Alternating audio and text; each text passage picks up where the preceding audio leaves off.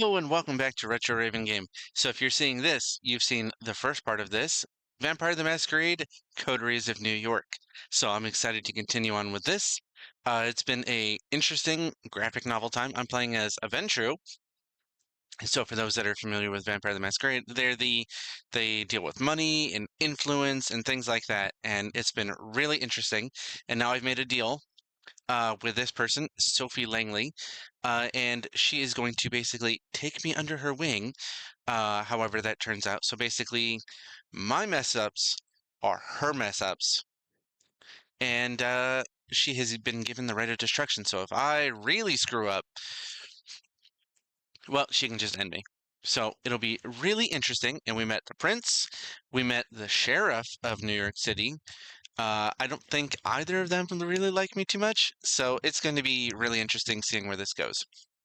So we're just about to get into it and see more of stuff. So without further ado, but I believe you have more questions. No, perhaps we should start with those related to sustenance. So also we found out that character is very picky as far as what blood they can do keep down, which is a big trait of Ventru, is that they like have a very specific type of blood that they can eat. So here we go. How much do I have to drink? Where do I get the blood? Or how will I know what I can drink? So let's start with where. It's kind of weird that you have waiters serving blood. Where do you get it from? That can be a bit of a touchy topic. Let's just say the most of the blood available at events like this, crowdfunded. Did I get that right? It's hard to keep track of modern language. Dictionary is updated, so we will eventually get back into that. At any rate, what I mean is that there's a plethora of vessels to tap on.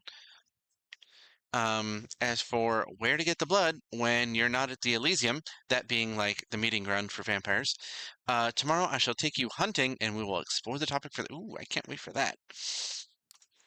What you need to know right now is that no matter how much you drink, you will always be tempted to have more unless you consume someone wholly to the last drop, but even that doesn't last. Best to start by taking a single sip from a vessel. Be prudent. Hot, fresh blood is more satiating than most anything that can be served in a fancy glass, but it can make you more voracious. As to how much you should have, it depends.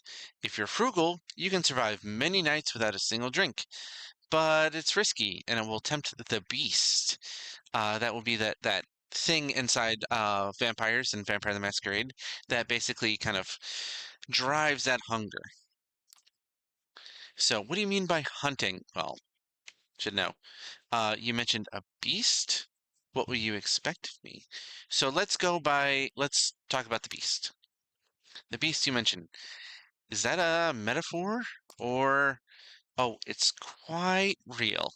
Although not in a strictly physical sense, it lives in all of us, our nature and hunger manifested. The more religious among us connected to biblical Cain, the rage of the first murderer, cursed by God, seething in all his descendants. I, however, am a child of enlightenment. Not that it makes my struggle any easier. I have to be aware of every other kindred in the city and beyond. Kindred is their word for vampires. Individual kindred have a unique relationship to their beast. What yours is going to be remains to be seen. But you do need to keep it under control. Each outburst endangers not just you, but also the masquerade. That's their overall rules of their vampiric society. The concierge returns, asks for permission to intrude, which Sophie gives with a polite smile, and leans in to whisper in her ear. You note that the gallery is now almost empty. I'm being told that the gallery is just about to close, but we still have quite a lot to discuss. We'll go on to one of my apartments. My jalopy is waiting downstairs. Come. Smile she puts on could tip any negotiation in her favor. Her words are like honey, and then she makes it impossible to take your eyes off her. You are under her spell, momentarily. Sophie leads you to a luxurious silver Rolls Royce. She called it jalopy, geez, and invites you to sit in back. The chauffeur, a broad-shouldered, clean-shaven, middle-aged guy, starts driving immediately. Where did we leave off? Ah, I believe I started to tell you a bit more about our customs. You've heard the prince refer to our traditions. The chief among them is the Masquerade. Hence Vampire the Masquerade. As you might have gathered from us assembling at the niche gallery after closing time, our comings and goings doing tend to be somewhat secretive. We do not advertise our existence. We allow myths and modern fiction to morph and muddle the facts. So, vast majority of kind, that being mortals as a whole, we remain bedtime stories and pop culture icons. Say, is that one television show about a vampire angel still? They referenced Angel. That's awesome. You shake your head in confusion. She shrugs and continues talking, looking a little bit more dejected than before. Oh, she clearly liked that show. Our clandestine ways help us remain, allow us explain away the occasional trip up to the rational minds of 21st century humanity, and dictate much of our interaction with mortals. What's the risk? Is your driver a vampire too? Wait, what about my career then? Let's go with what's the risk, which we all know is pretty much final destruction. What's the worst that could happen if you're a vampire? I'm sure you can defeat any threat that comes your way. Oh, she's not at all genre savvy. It would surely make things easier if we could. Unfortunately, for us, there are plenty of things that harm us. Chief among them are sunlight and fire. Both will burn you to ash. Oh, it's kind of creepy that she's like looking at me right in the rear view mirror. That's why we rest during the day. You felt it, I'm sure, that it's more like being dead than being dormant, but we have no choice. We are night dwellers, but day sleepers. Some more folk-related threats are just legends, or occasionally minor nuisance. Garlic, running water, even religious symbols don't repel us unless the wielder is uniquely pure and godly. Stakes through the heart, though. That's something to avoid. They do not destroy, but they do paralyze, which, under the right circumstances, can often be the same thing. That's a reason to have somebody like my trusted driver, Gregory, making sure you're safe when you drift away. We have many enemies, and they often know their advantages lie in daylight. Alright, so it's good to keep human friends. Do vampires watch each other's backs? Or how can I trust your driver? Let's go with this one. You mentioned enemies. I guess that can make necessary to watch each other's backs. Can you count on other vampires for that? She surprises you by letting out a soft chuckle before answering. No. Go figure. Our little sect, that being the Camarilla, supplies social interactions aplenty, but doesn't really encourage counting on somebody. Support given in exchange for favors. Yes, that's more like it, which normally, at least by the other versions, called boons. Long-term solidarity does occur in the Camarilla, but we are a very politicized organization by necessity. Loyalty is to your sire, that being the one that turned you, embraced you into a vampire, your prince, the head of a particular domain, and to the sect. When you're in Elysium, like we were tonight, the sect can appear to be a monolith. The reality is more complex. Outside of official gatherings, shady deals and quid pro quo mentality reign supreme. She seems to be lost in thought and falls silent for a while, leaving you to ponder all the things you've learned tonight. It still feels absolutely unreal, but as a piece after piece of knowledge falls into place, the image becomes almost like an entirely logical jigsaw puzzle. Whatever you wouldn't believe on your own, you've witnessed. Many questions swarm your thoughts, but the one you keep returning to is what your place in this new reality should be. The car stops. You're in the city, in front of an old but well-renovated apartment building. We're here. Would you like to see your lodgings? All right, so my own apartment. Neat. Is it another parking lot room? Ooh, sassy. Do I get a loyal servant? Oh, she's jumping right into things. She's kind of used to leading stuff, I guess. So let's go with my own apartment. Get my own apartment? That's neat. Consider it the first of many gifts that I'm able to grant in exchange for loyalty. Loyalty. Which may come to bite me in the ass later, I'm sure. She leads you through a small hall with a night guard who greets Ms. Langley with a good evening, and you take the stairs up to the second floor. Sophie opens the door to room 209. Inside are all the amenities you could expect from a modern apartment, and some you wouldn't have deemed necessary just the previous night, including thick blinds on the windows. The back room has a comfortable looking bed, nice thick steel door with several sturdy looking locks, but no windows. Well, how do you like it? All right, so this is great. What can I choose? Oh, so that's kind of sound a little ungrateful.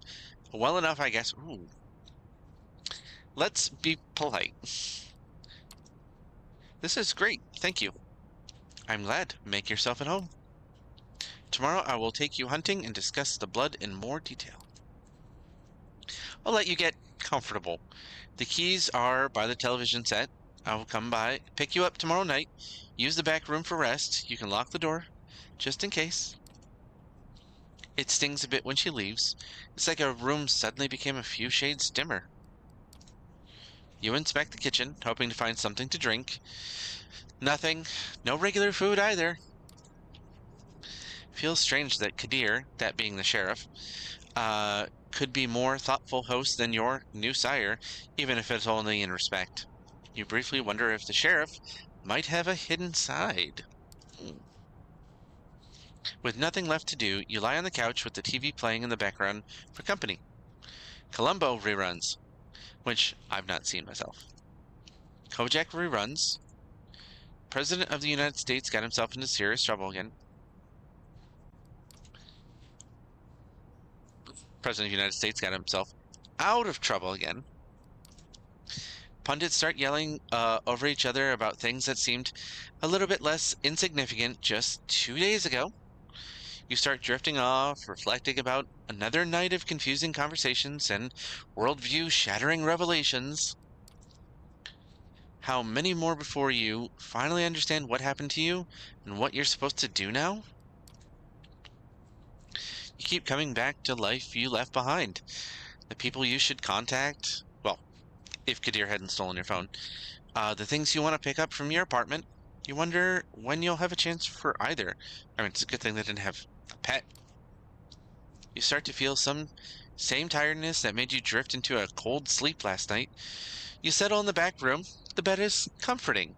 The lack of windows, less so. You leave the light bulb on. Looking at it, you realize it's the closest you'll come to staring at the sun on a breezy summer day. Again, a wave of melancholy overwhelms you. A few minutes later, your consciousness fades and you take the plunge into darkness again.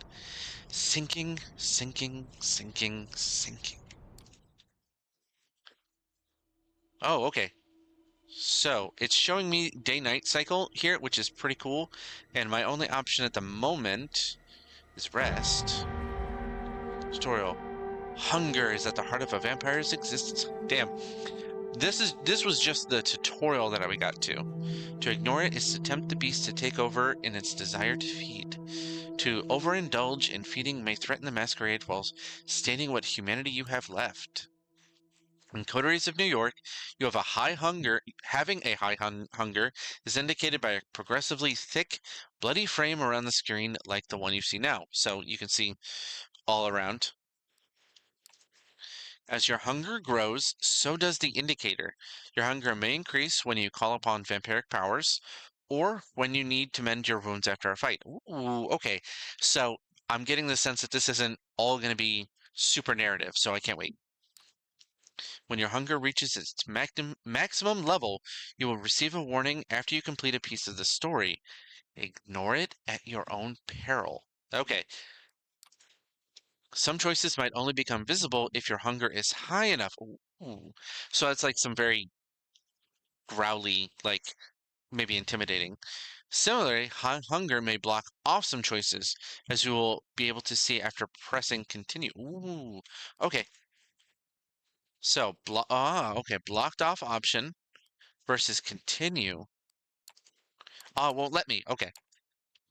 To decrease your hunger, you will need to feed. Whenever you see a feeding opportunity, you can take the risk to hunt and slake your hunger.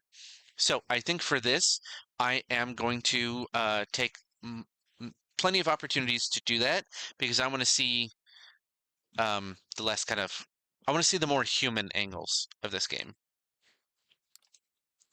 So feeding opportunity. You'll need to keep your hunger at bay if you are to uphold the masquerade and survive nights that await you. Oh, I love that. You open your eyes. The bed isn't warm, well, because you're not. The room is filled with artificial light from the ceiling. The solid metal door is closed. Normally, you'd stretch for a bit. On some mornings, you'd probably throw a quilt over yourself and snooze a moment longer. But that was before. The way you woke up now, you are fully conscious.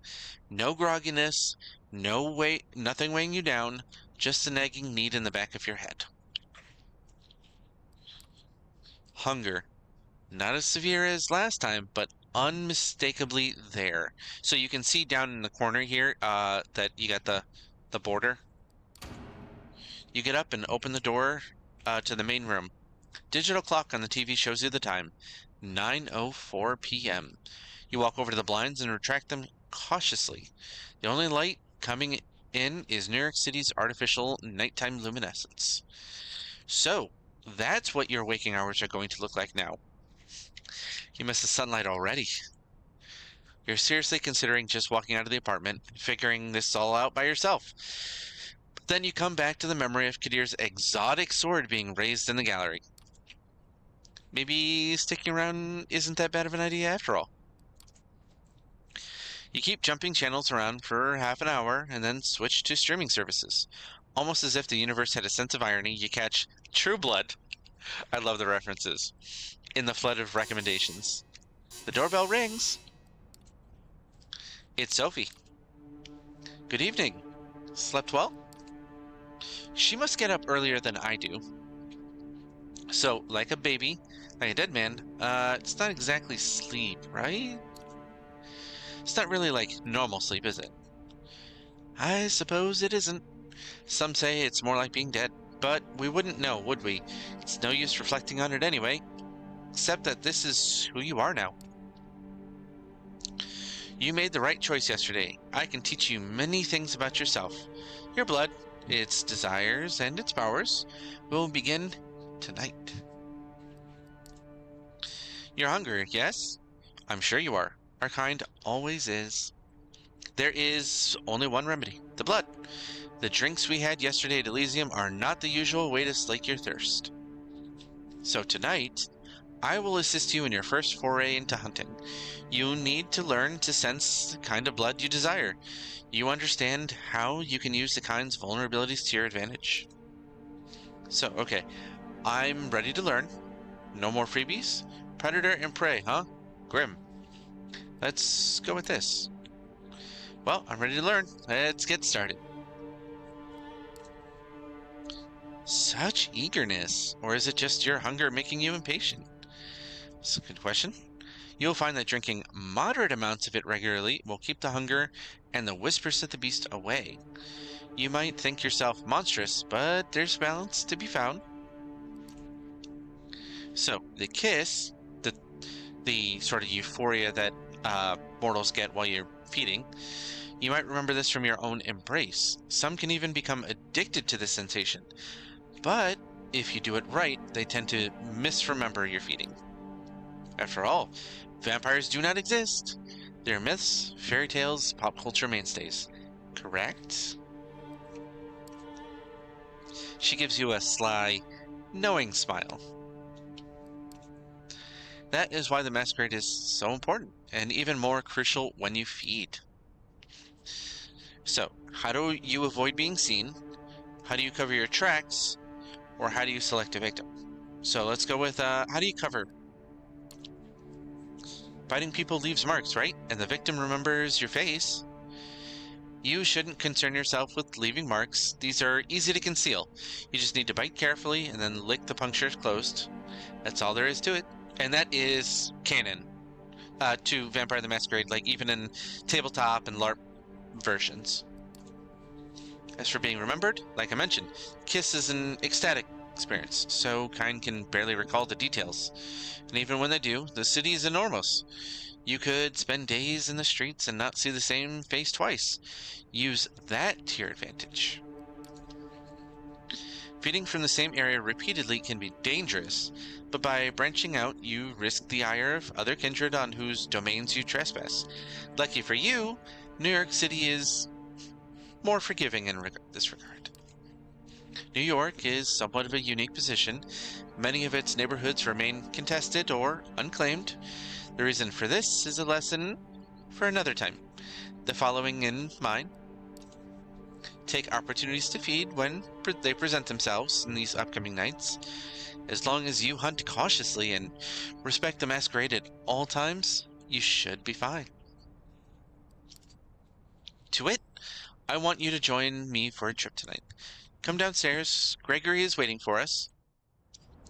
The busy streets fill the air with traffic noise, pedestrian chatter, and a mix of smells that disorient you momentarily.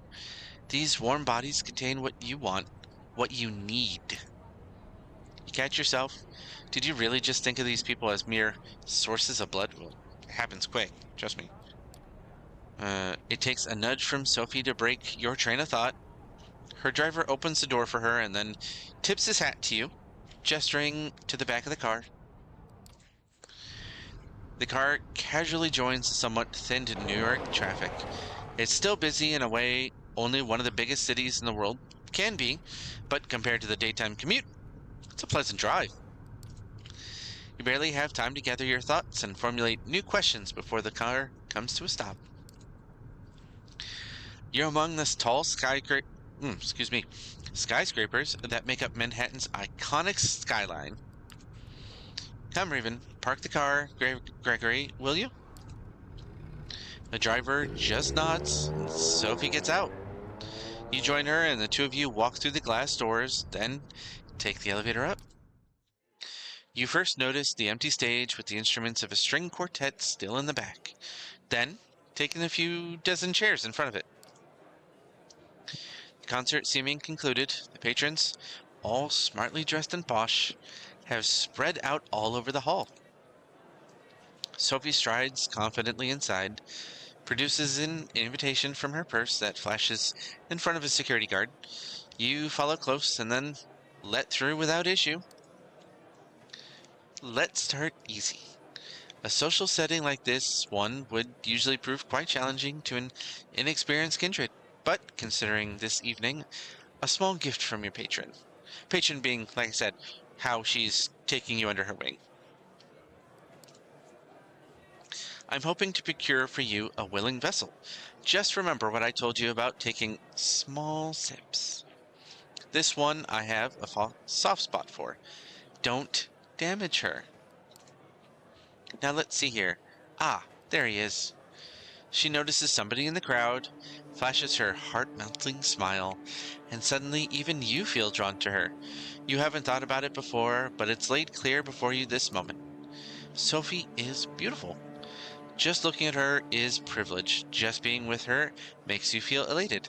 See, that's some vampiric power crap. Everybody in the crowd, but especially the man who almost tripping over himself to reach her, clearly agrees.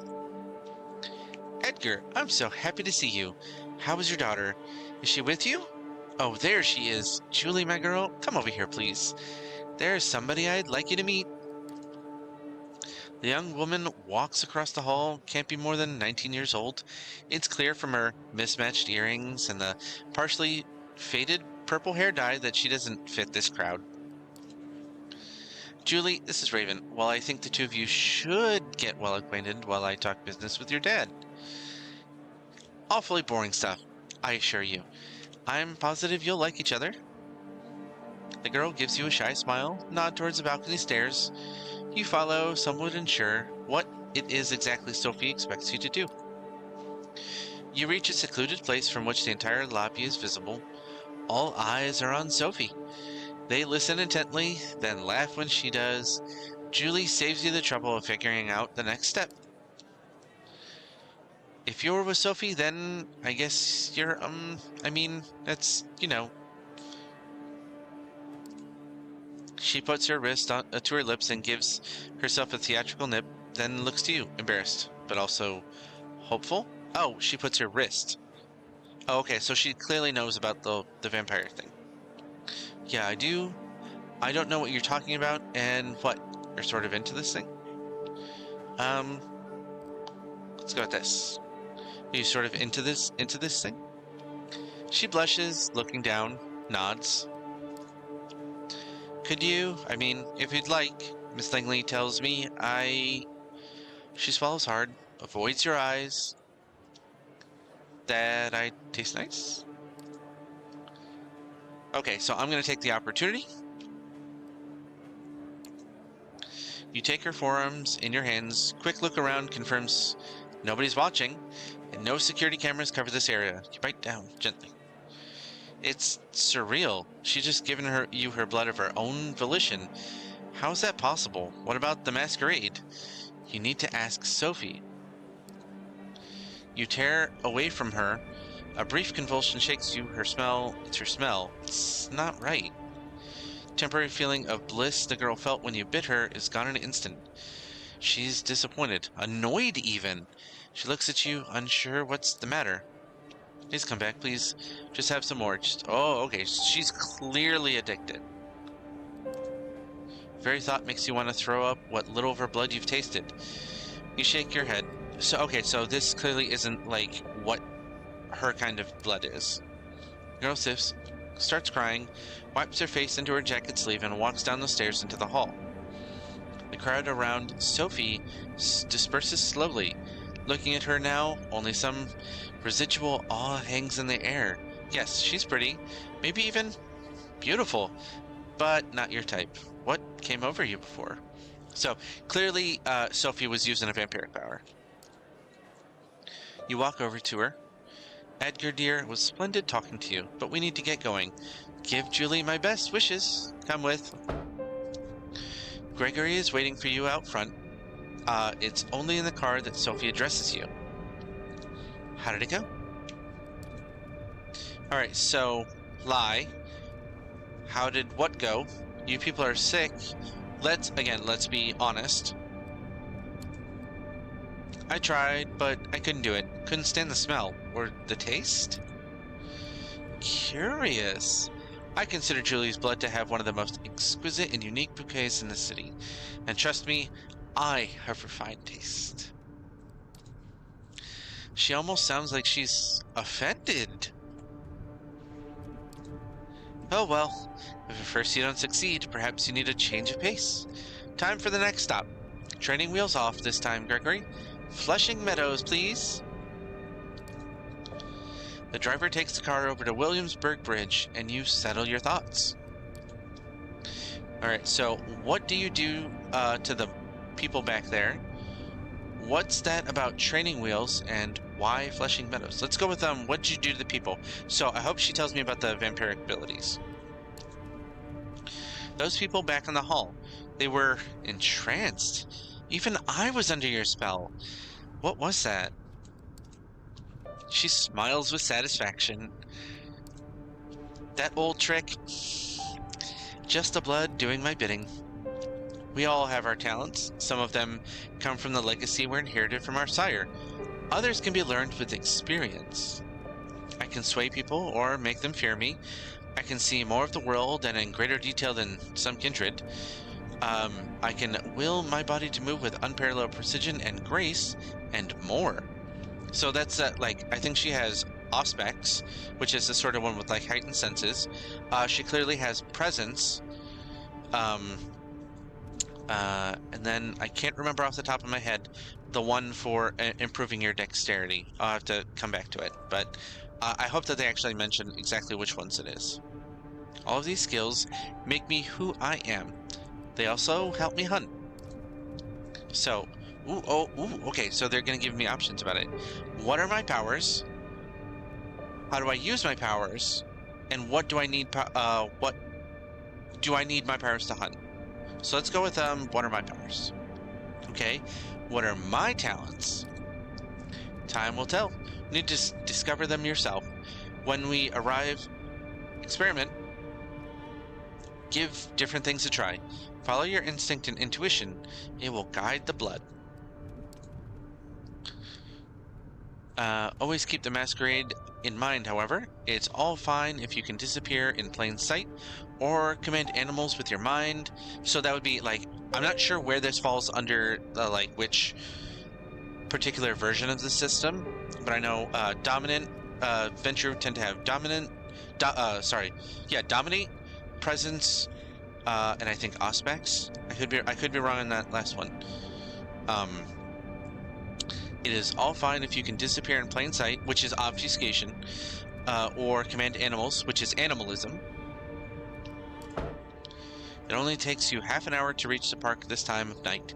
Both you and Sophie leave the car, with Gregory left behind again to find parking spot and keep an eye on the car. Sophie seems deep in thought. She takes in the surroundings with a dreamy gaze. The sky is surprisingly clear tonight. The stars just barely visible in the light-polluted aura of the city. I feel like having a snack. I'll be by the fountain. Go. Look for somebody to your liking. See what effects you can achieve with your blood, but only pick one victim. Just one, and come back. Seeing how she seems not altogether here right now, you decide to leave Sophie to her own devices and sneak out your prey. From here, it looks like you have a few choices. Ooh, okay, back to narrative. Just taking a stroll around the park and finding an isolated jogger or someone like them could work, but focusing on one area might work better. New York State Pavilion might work as a secluded spot. There's a skate park nearby, and a worst case scenario, there's bound to be some unfortunate wino. So, I'm not thinking like finding a homeless person is going to do it for her. I think maybe not quite somebody high class, but or tennis court nearby. There's light coming from there, so somebody might still be playing night match. They won't be alone, but they might be tired and let their guard down. Ooh, okay, so I'm gonna have quite a few. In these scenarios play out in your mind, you realize you're planning how to assault a stranger in the middle of the night. So, I mean, that's classic Vampire Masquerade. It's a weird way to be, but now how familiar hunger prompts you to act. Ooh, okay. So I can search for a victim around the park, hunt near the decrepit pavilion, look for prey at the tennis courts, or take a walk but don't feed. No, I need to take, let's try for tennis courts. You decide the tennis courts are a good place as any, and make your way to the bright glow of the lamps illuminating the area. As you guessed, pair of players, two men, fit but older, maybe pushing 60. So the blood that we sampled that actually worked was male, so I don't know if that really factors into it. I don't really understand the blood type stuff that they have in this game. I'm not quite sure. Are you finishing up a match? They're the only ones here. It's time to make a move. Ooh, okay. Barge into the showers. Ooh, okay, so let's try presence. You think back to what Sophie did in the hall, how she managed to focus the attention of the entire gathering on her. That might be a tall order for you, but a single person could be doable.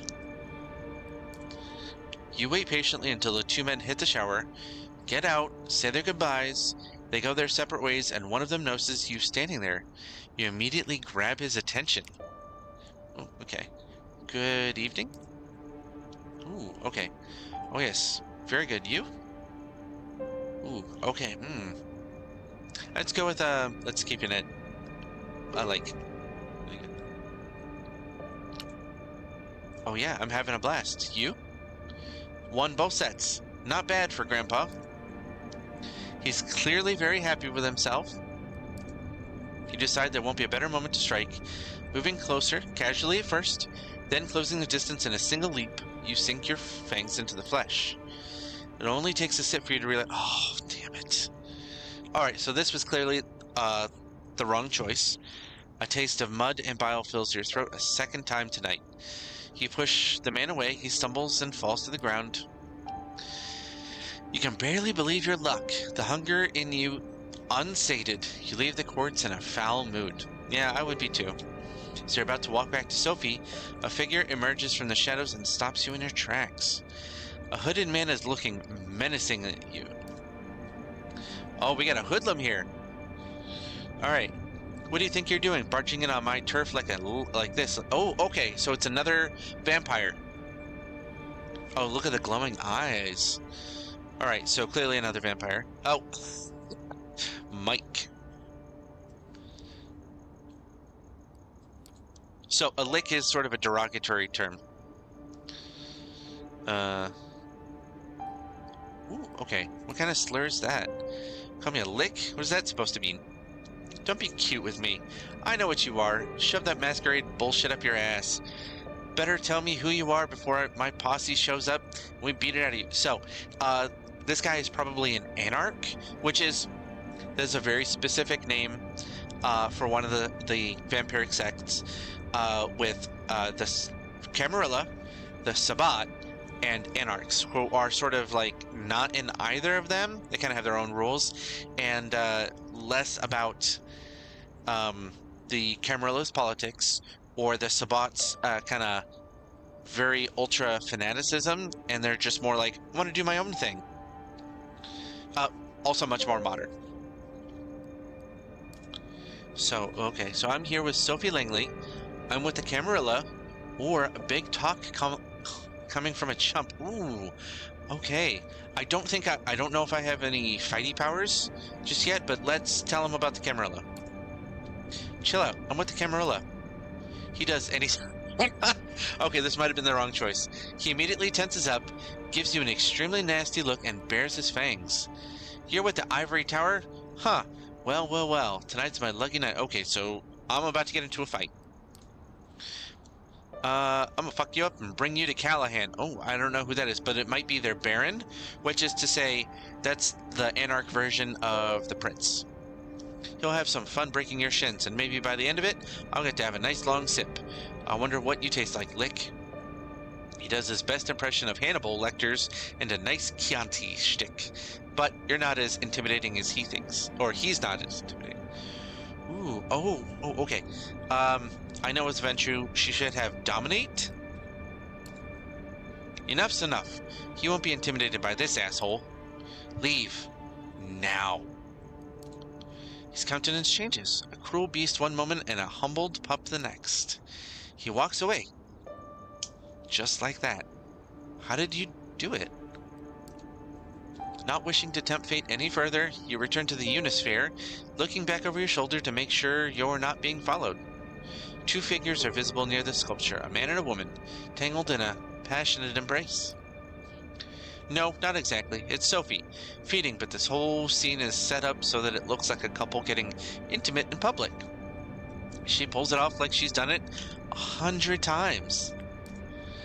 It occurs to you that she probably has. The man is unsure on his feet as she lets go of him and leads him towards a nearby bench. Noticing you, she whispers something in his ear and leaves him. Her driver appears from a tree. From behind a tree, anyway. Well, how did it go? You're about to answer when the same figure as before emerges from one of the alleys. Oh, okay, so he looks at the three of you and a predatory smile creeps into his face. Oh, okay. You're screwed, dumb fuck. You think you can mess with my head and get away with it? Think you'll be safe here with your friends? Well, I have friends too. He makes a motion to shout, but two things happen almost at the same time. First, that feeling of warmth and beauty emanating from Sophie flares up again, entrancing both of you and the hooded thug. Well, he's not exactly hooded. His shouts come out as a weak, confused squeak. Second, Gregory produces a wooden stake from a holster under his jacket and slams it into the thug's chest. Just like that, a few seconds, the posturing vampire is down on the ground, paralyzed. I see you've made a friend. Curious choice of company, I would say. Who is he? Okay. So, he mentioned Callahan. He said this was his turf. He said this was his turf and that I trespassed. I thought this place was supposed to be safe. Well, he's not part of the Camarilla. Corona Park hasn't been claimed by anyone I know of. Curious. Let's go to the car. We'll put him in the trunk and present him to Kadir tomorrow night. I'm sure he'll be delighted to make this hoodlum's acquaintance. Gregory carries the staked vampire and dumps him in the car's trunk like a mannequin. It's a straight sight and... Oh, it's a strange sight, and you're quite happy you're not in that poor fucker's shoes right now. It's almost surprising that you can get away with just casually throwing a stiff in your car and driving away. But then you remember that Sophie has been doing this far longer than you have. Still, the nagging thought that anything you did tonight could have been recorded on a CCTV camera or picked up by a rando with a half-decent smartphone and streamed online fills you with dread. Hunting and using your abilities is a dangerous business.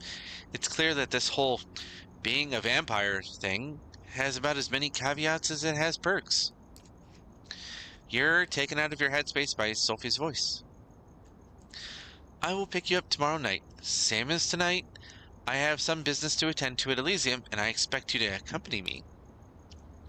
Plus, our friend in the back needs to be properly introduced to Kadir and the prince. I'm sure he'll have some things to say to the court. Her voice is cold, cruel, nothing like the enchanting personality she showed at the gallery early tonight. Sophie is clearly a woman of many faces. So, what's going to happen to him? Good riddance. This guy's an asshole. I'd do the same thing in his place. Excuse me. Let's go with what's going to happen to him. The usual, I imagine, interrogation by Kadir, probably in the basement of the gallery. Quick trial, the prince in attendance if she's there tomorrow.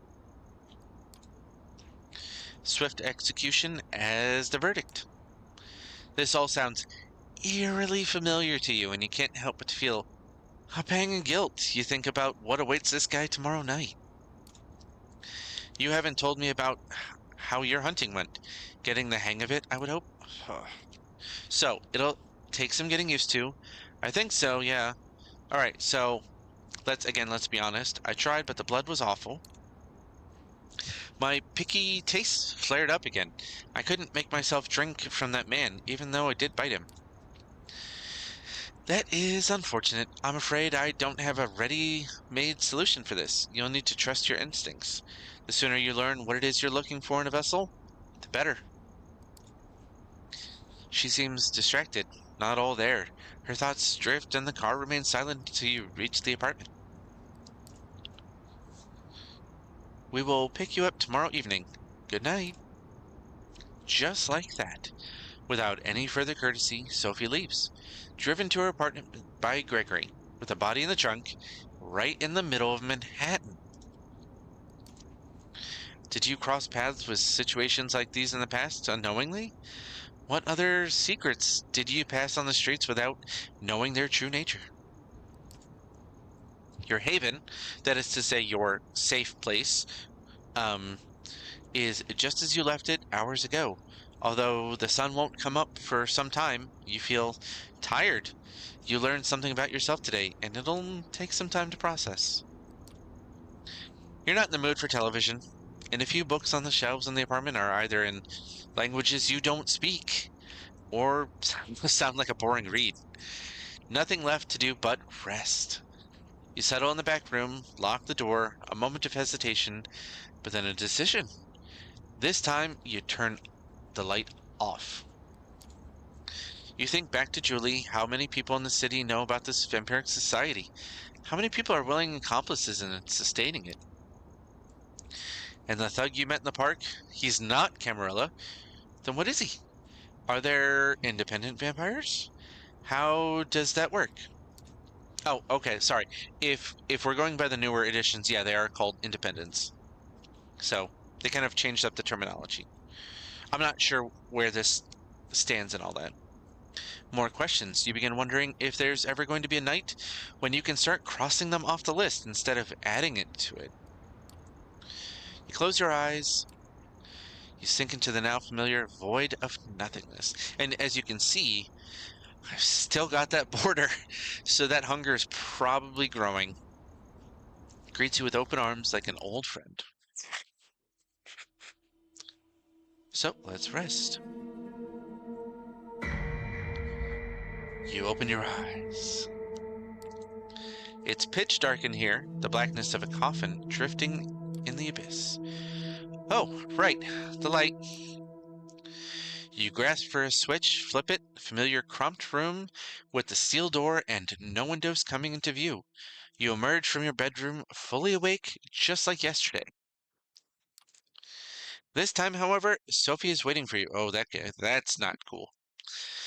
Seated on the sofa in your living room space, a book in her hand. The Melancholy of Resistance. Title sure is on brand. Good evening. All right, so good evening, Sophie. How did you get inside? Oh, she definitely has a key. Sorry to have kept you waiting. All right, so let's just say good evening. I hope you rested well. Tonight's going to be quite eventful, I think. Come, we have an appointment. I received word Elysium would be called again tonight on account of your unruly friend from Corona Park. This should be a great opportunity for you to mingle. She keeps talking to you as you walk downstairs to get in the car. Gregory gives you a slight nod and a small smile while opening the door for Sophie. He starts the car when you take your seat in the back. Most of the Primogen Council, that is to say the council that the prince was talking to last night, the one that's made up of the highest members of each clan, is called the Primogen Council, is bound to be there, at least those who usually attend. Probably some other important personalities you'd do well to learn about. All right, so who should I talk to? How should I carry myself when inside? Or more politics? Great. So let's go with how should I carry myself? You never told me if there's any savoir-vivre. I'm not sure how to pronounce that. I know they're doing some French. So savoir-vivre kind of rules. Uh, I should respect when talking to other. I'm guessing that means like the etiquette.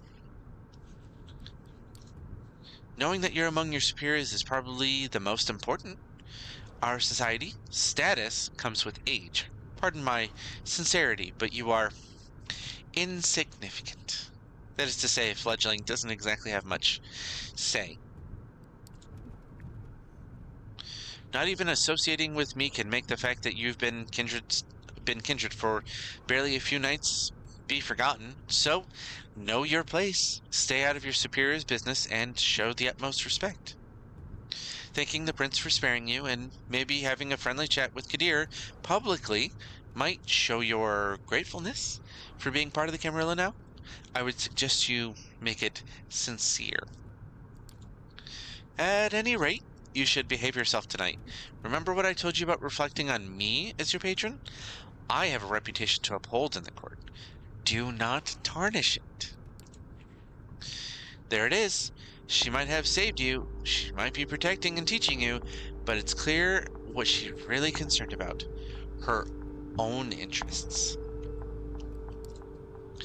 You step into the art hole with something of a bad memory. Last time you were here, your entire world has been turned upside down, and your existence nearly ended. But tonight, there's very little outward hostility. Yes, Kadir gives you a look that definitely intended to remind you of your place, but the prince, also in attendance, seems pleased to see you. Welcome, Sophie. Raven, did I get that right? Good evening to both of you. I understand there is somebody else you wish to present to the court tonight? Yes, Prince. They will be joining us shortly. My assistant is retrieving them presently. This better be worth the prince's time, Langley. The prince gives Kadir a cold glance. Ooh, I don't think she liked that. Forgive the sheriff's harshness. He's in a particularly foul mood tonight. Something to do with Raven's begetter eluding his grasp, I believe. That being her sire. Ouch. That must have hurt his ego, even if his only reply is a crooked smile. The mention of your sire makes you grit your teeth in anger, asshole. Settling you with a curse that cut you off from your career, cheated you out of your ambitions, offering little in return so far. You remind yourself that defeatism will get you nowhere. Mindfulness, the here and now. This is an opportunity. You will make the most of it, if only despite everyone who doubts your true worth. Hell yeah, girl boss that shit. The flaring up of whispers in the gallery hall breaks you out of your thoughts. Gregory enters the room, the jumpsuit-clad inert vampire still staked on his shoulder. The show's about to start. Sophie's driver places his charge in the middle of the room and nods respectfully to Kadir. So, Gregory is probably a ghoul. What's that? Meaning that basically she's given him her blood and it makes him very loyal, but it also gives him as a human some of the vampiric abilities. The sheriff approaches the vampire and removes the stake from his chest. The captive's eyes flicker to life. Also, I love the music. And he starts looking around in disbelief. Like a cornered animal, he backs out on all fours, keeps going in circles until he realized he's trapped. Kadir steps on the man's chest and pins him to the floor. Why? Who do we have here? Oh fuck. Oh shit. No, come on, don't. Yeah, not so tough now, buddy. Silence. The sheriff takes on an aura of utter dread. He appears as if he's primal force of nature that's out to get you, and there's absolutely nothing you can do but shrivel in terror. The beast inside you shrieks, and you could swear it happens in unison with the instincts of some of the other guests here tonight. It's unlike anything you've experienced in his company during your turbulent first night as a vampire. He really did go easy on you, all things considered. It seems like it takes all of the hoodlum's willpower to not crawl into a fetal position and just start crying. No, please, don't hurt me, man. Don't. You and me are going to have a little talk downstairs at the prince's discretion. Please, go ahead, my sheriff. You heard the prince. Get up. Let's go. He doesn't wait for confirmation. He just grabs the man and drags him kicking and screaming out of the room. Conversations start all around, some whispered, some quite overt. Sophie looks bored of the whole affair, her eyes wandering from the art piece to art piece, clearly finding nothing in particular liking. Alright, okay, so torture in an art gallery. Will Kadir manage on his own? Or what happens now? I'm gonna go with what happens now. So, what happens now? It'll be at least some minutes before Kadir gets the information he seeks out of that thug. Why not mingle while we wait to break? Excuse me. Sophie leaves your side and goes to the corner of the gallery, where a group of kindred seem pretty old-fashioned, gathered. A concierge offers you a drink, still warm and smells nice. Just a sip to start you off, a splash over your palate, coating your tongue on the inside of your cheeks. Nourishment. Okay, so they've remembered what her type is, apparently. You're left to your own devices. You have a quick look around. The prince is that taste clearly didn't take away any of the hunger, though. The prince is currently talking to a dark-skinned woman that you recall seeing those a few nights ago. She has a cold but noble countenance to her. Their conversation seems to be casual. I hope they get into the clans. A loud, shrill laugh turns your attention to the bespectacled man who you saw with Sophie on the night of your judgment. He's making the rounds, chatting up different patrons. You feel somebody's eyes on you. A casually dressed, plain-looking man stands near the column, watching you. He turns his gaze away sheepishly, then realizes you've noticed. Alright, so... Ooh. Ooh, okay. Ooh. Okay, so I've got a choice. Prince, the man with the glasses, or the one confront the man looking. I feel like confronting the man is grouchy.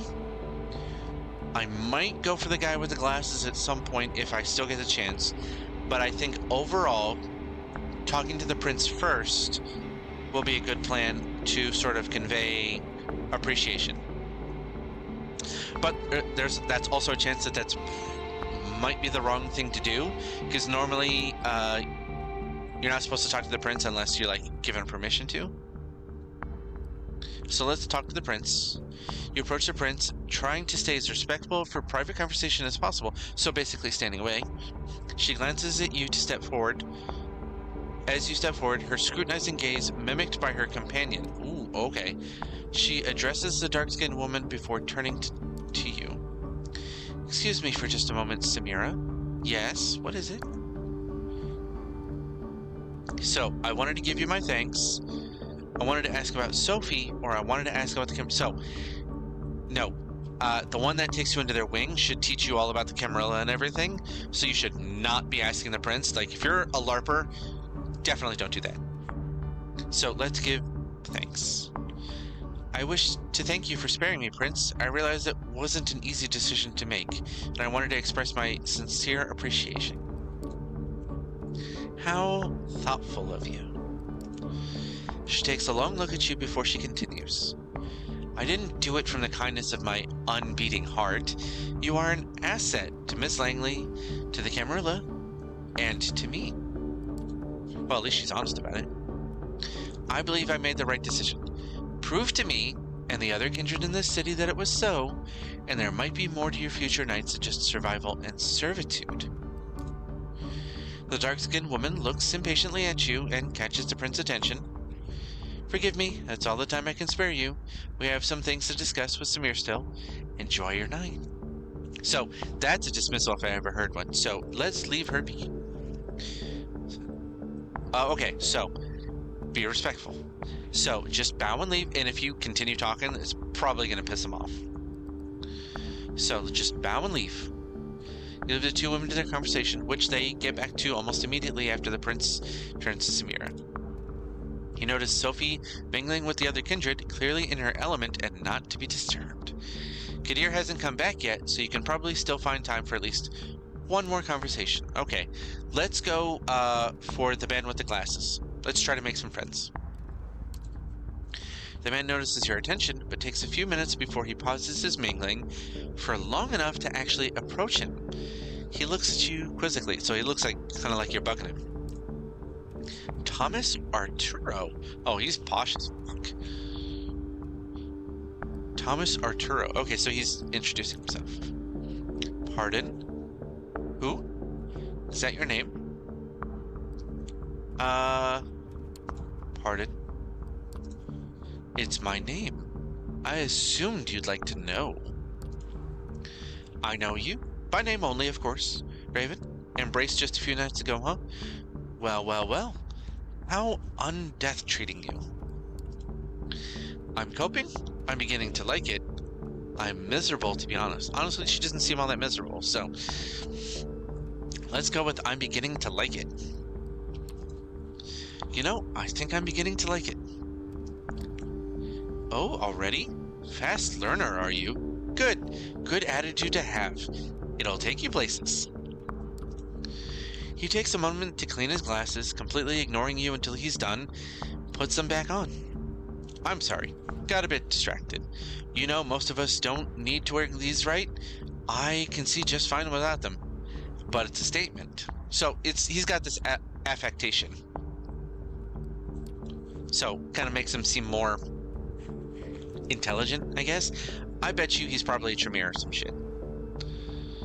The damn thing keeps catching specks of dust and other assorted shit, though. Never stays clean for long. Sometimes I think they're more trouble than they're worth. Wouldn't you say? They're a pain? Why wear them? Oh, let's flatter this asshole. Oh, okay, so you like it when things are good. They look good on you. Really? You bet they do. Oh, he's smug, asshole. Alright, that was a nice chat, but I have to catch up with a few other fellows. Talk to you later. Genie. Hey, Genie! Oh, okay, so... maybe he's also another Toreador.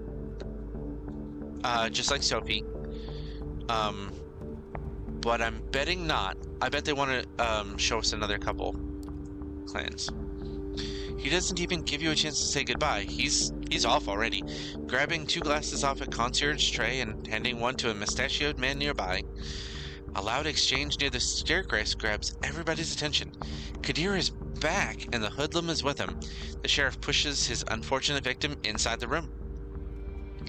The vampire that threatened you last night is a mess. Kind of take a little pleasure in that one. That stupid hat is still inexplicably on his head, covering some of his ruined face in welcome shadow. Oh, covering. He's barely conscious. Ooh, listen to that dramatic music. His shin is broken, you think, something protruding there, making the pant leg bulge, but not really bleeding. One arm seems twisted at a strange angle.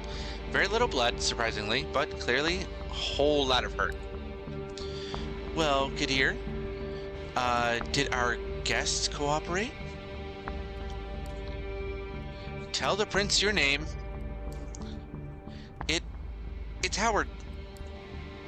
And who do you run with, Howard?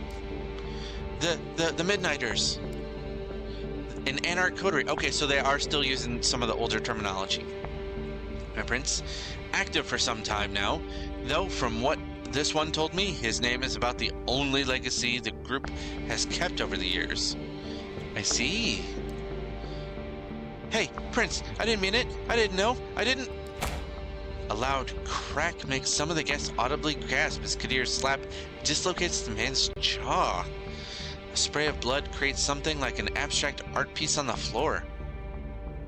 An involuntary reaction, your eyes lock onto the red drops and you feel a pang of hunger. Even though you had some blood tonight, it seems like it's still not enough to fully control your instincts. This one is guilty of threatening a member of the Camarilla and claiming a domain without the prince's approval. That alone be enough to pass swift judgment. But he is also an anarch scum. My prince? There can be only one verdict. Final death. Do your duty, Sheriff. That's to say final destruction. Unless, of course, somebody would like to play at being a good Samaritan like our dear Ms. Langley a few nights ago.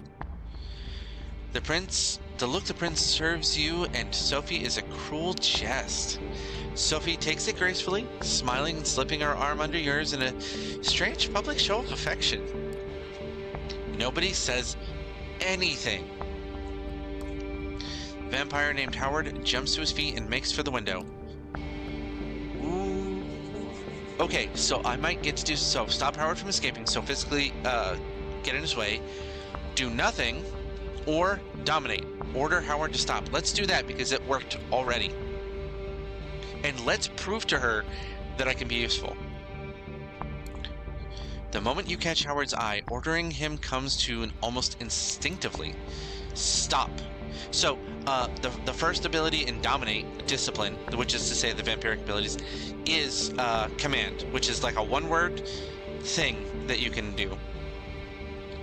Obviously within context. Stop. He stops and looks at you with one eye, the other swollen by Kadir's interrogation. A swift slash separates his head from his shoulders. The body slumps to the ground and starts decomposing in front of your eyes. The sheriff, sword in hand, gives you a nasty smile from behind where Howard used to stand. Well, your eagerness is laudable, if unnecessary. That Howard fellow couldn't have hoped to escape his fate, not facing Kadir's expertise. However, I've made a note of this show of loyalty on both your and your patrons account. So I did a good thing. Well, I wouldn't say a good thing. I made a point. I would like to thank Ms. Langley for bringing this anarch thug to my and Kadir's attention. I assume all have found this verdict satisfactory. It's a rhetorical question, and everybody here knows it. Then I consider tonight's meeting concluded. Good night to all of you. She steps out of the room, and you see that many of the guests move to do the same.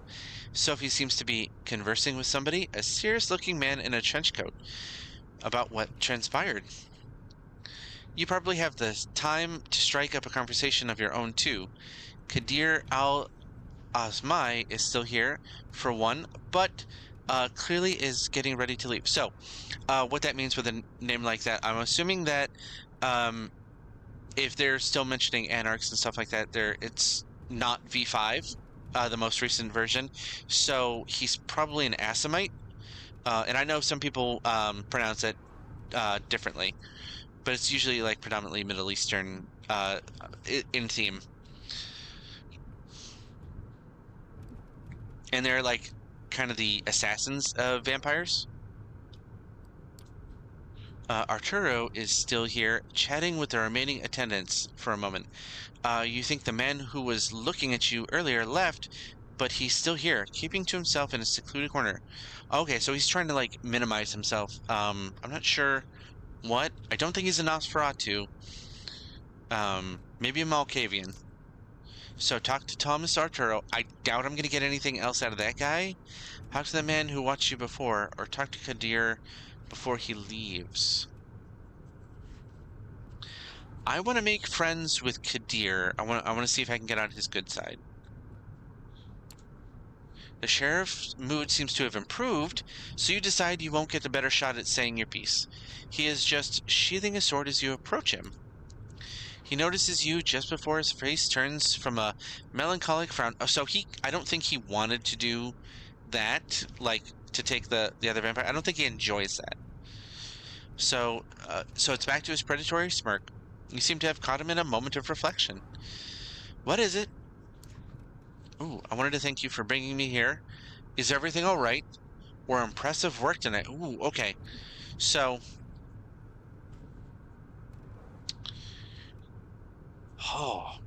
so do I compliment him? Or do I thank him? I want to compliment him. I just wanted to say I thought your work tonight was oh, that was probably not, he didn't enjoy it. It's probably not the right one.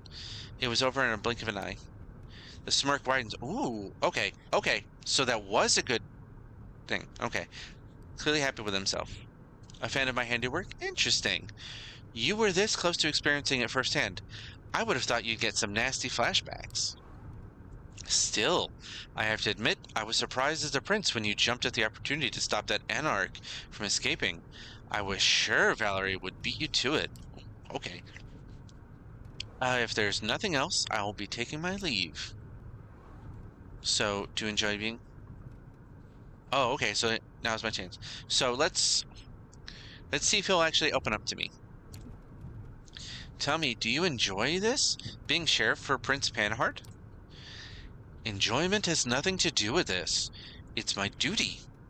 When Calabros asked me to fill the shoes of the sheriff and root out our enemies, I was glad to serve the sect. Ooh, okay, so we have a new name. Calabros. When Helene became prince and asked that I keep doing this, I agreed, because I believe in the Camarilla and I respect the fact that the needs of the many outweigh the needs of the few. He picks up the sword and turns towards the stairs. If more kindred understood that, my job would be much duller, though. On that note, I wish you a good night. And watch yourself.